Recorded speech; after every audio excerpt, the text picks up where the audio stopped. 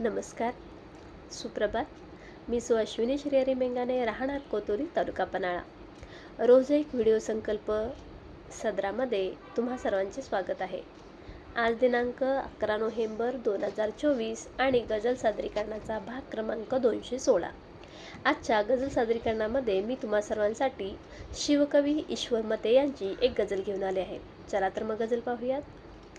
देह झाले किती ध्वस्त लिहिणार का, देह झाले किती ध्वस्त लिहिणार का, जिंदगी झाली स्वस्त लिहिणार का, राखण्या देशवासी तुझे भाबडे, शोषकांचा नवा अस्त लिहिणार का, शेटजी लाटजी भाटजी पोसण्या, शेटजी लाटजी भाटजी पोसण्या, शेत केले कुणी फस्त लिहिणार का, राज्यकर्ते किती भ्रष्ट झाले इथे, लोक झाले किती त्रस्त लिहिणार का, स्वार्थपूर्ती जिथे लाभ होतो तिथे, स्वार्थपूर्ती जिथे लाभ होतो तिथे, राजनेते तिथे स्वस्त लिहिणार का, राजवाड्यातल्या शोषणापासूनी तारणार कुठे हस्त लिहिणार का, लेखनी मांडते वास्तवाला जिथे, तू तिथे वाढती गस्त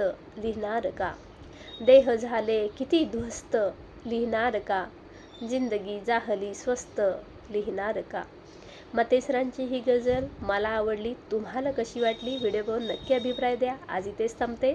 उद्या पुन्हा भेटू एका नवीन भागासोबत. धन्यवाद.